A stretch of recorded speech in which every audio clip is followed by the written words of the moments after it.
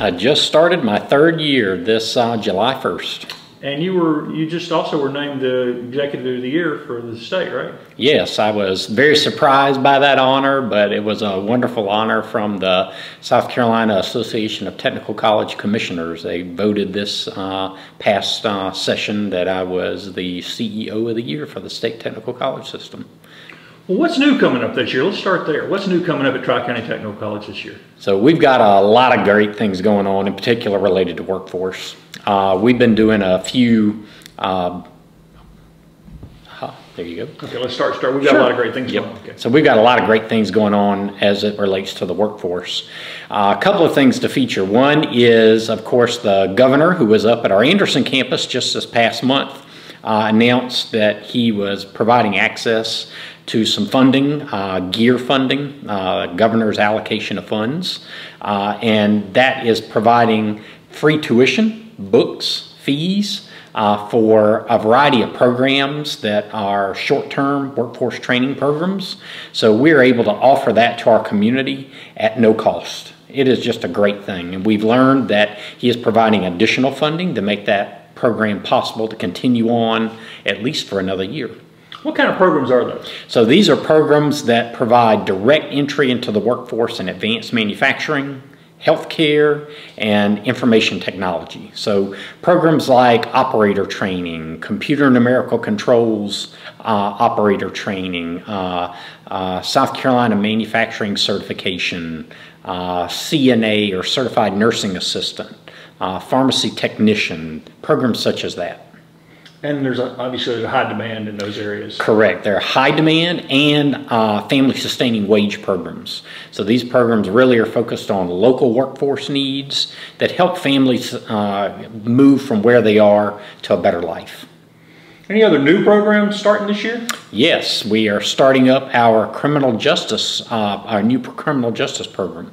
That program starts this August. It is a police academy certificate program. So it was developed in collaboration with the Criminal Justice Academy from the state of South Carolina. Tri-County was one of the leaders in creating this certificate program, Dr. McFarland and his staff in our Criminal Justice Technology program.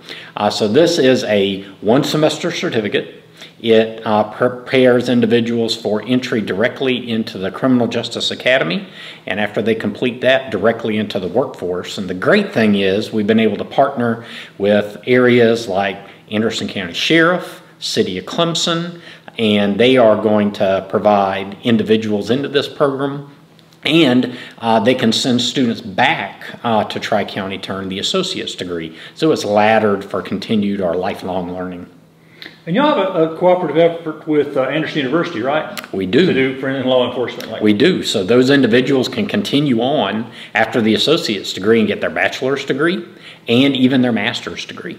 So the sky is the limit for students. Anything else new that people might not know about? We have a number of apprenticeship programs that have spun up in our area, and we're looking for partners there.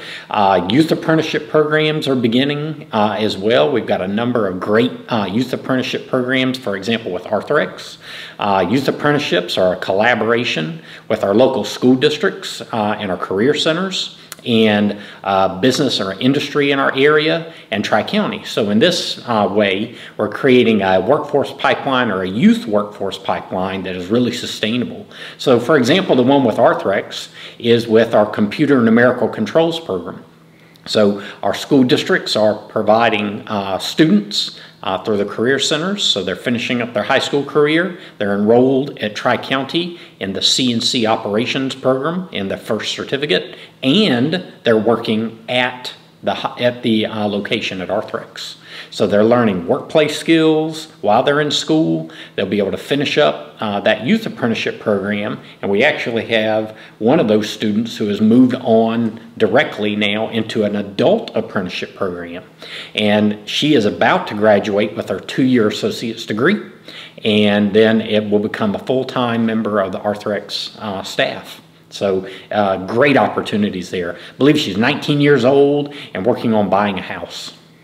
And this apprenticeship thing is sort of a national trend. People are moving towards this apprenticeship idea, right? It is, and it's something that we continue to grow at Tri-County, both adult apprenticeships and youth apprenticeships. So we're in a regional consortium for youth apprenticeships across the upstate, and we're working to identify even more partners in manufacturing and healthcare, as well as IT. Those are high growth, high demand, high wage jobs, and we want to make sure that youth have clear, structured pathways from high school into post-secondary education in partnership with the workforce. So there's no chance for those individuals to get lost along the way. And you mentioned Arthrex. One of the chief components of recruiting Arthrex here was cooperative efforts with Tri-County Tech and the programs y'all provide there. How is that partnership going? So that partnership continues to grow. We actually just had a tour with our board at Arthrex just 2 weeks ago now, looking at the effects of that growth. So Arthrex continues to grow, and we're a critical partner in their workforce development process. We built a workforce training center almost diagonally across the street from Arthrex, where a lot of their training occurs. We've got equipment that matches their equipment so that our programs are aligned with what their needs are, located in that facility as well. So that partnership continues to grow as they begin to add different types of jobs. And these kind of targeted partnerships seem to be really baked into the future of education and technical education, correct? Correct. I really do see that as the future of technical education. Structured, very clear partnerships that are focused on collaborative efforts between community partners or school districts. And the industry, and Tri-County really is the hub of that. I see Tri-County as a solutions provider or a solutions accelerator for workforce development opportunities throughout our area. And what programs do your graduates, are they most in demand? What are the most in-demand graduates coming out right now? So right now, in-demand areas are, of course, multi-skilled technician programs. Those are mechatronics, industrial electronics technology, CNC, HVAC. We can't turn out enough. We have a large enrollment in those programs in combination of our multi-skilled technician programs. We continue to focus on their growth with technical career pathways with our school districts and our career centers. We're actually adding a HVAC pathway with one of our career centers where they don't have a HVAC program. So we're going to help operate a brand new HVAC pathway. No, sometimes I'm going to ask you, how do y'all partner with the local career centers in terms of helping kids that can maybe save some time and begin to earn credits early and those kind of things? Absolutely. Most people think of dual enrollment, they think of general education for individuals that are going to go to Clemson or Anderson University or someplace as that. And we do offer that opportunity.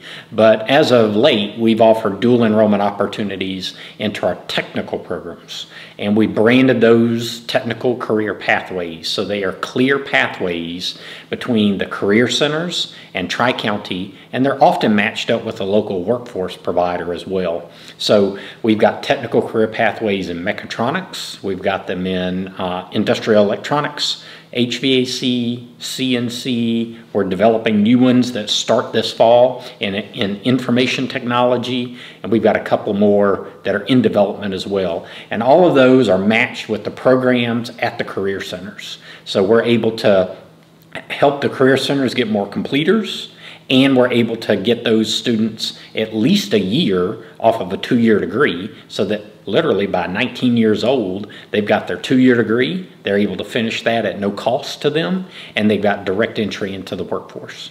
And you've mentioned the cost thing several times. There seems to be a lot of financial aid available to people who do enter the technical system, correct? Correct. We've got so many opportunities to remove the cost barrier for our students.